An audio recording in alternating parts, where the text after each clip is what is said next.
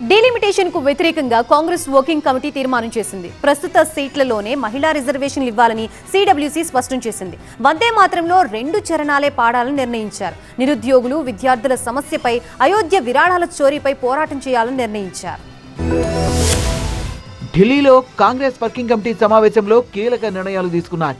విద్యార్థులు, నిరుద్యోగుల ఆందోళన, అయోధ్య విరాళాల చోరీపై సమావేశంలో ప్రధానంగా చర్చించారు. గ్రామ స్థాయి నుంచి కేంద్రానికి వ్యతిరేకంగా పోరాటం చేయాలని నిర్ణయించారు. ఎడ్యుకేషన్ వ్యవస్థలో ఉన్న స్ట్రక్చరల్ డెఫిషియన్సీస్ మీద, తర్వాత ఈ education not translating into job opportunities, ఇవన్నీ కూడా ఈ ఫ్రస్ట్రేషన్ వల్ల స్టూడెంట్ యాజిటేషన్ జరిగింది అనేది, దానికి తోడుగా కాంగ్రెస్ పార్టీ కూడా మేము చేసిన సంఘర్షణ కూడా ఇవన్నీ కూడా చర్చించడం జరిగింది.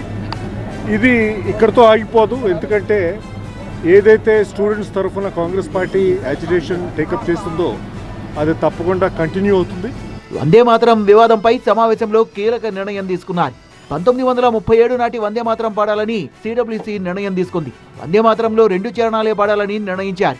డీలిమిటేషన్ కు వ్యతిరేకంగా తీర్మానం చేసిన సిడబ్ల్యూసీ 543 లోక్సభ స్థానాలే ఉంచాలని డిమాండ్ చేసింది. ప్రస్తుత సీట్లలోనే మహిళా రిజర్వేషన్లు ఇవ్వాలని సిడబ్ల్యూసీ స్పష్టం చేసింది. చైనా ఆక్రమణలపై కేంద్రం సమాధానం చెప్పాలని డిమాండ్ చేశారు. డీలిమిటేషన్ జరగడానికి వీల్లేదు.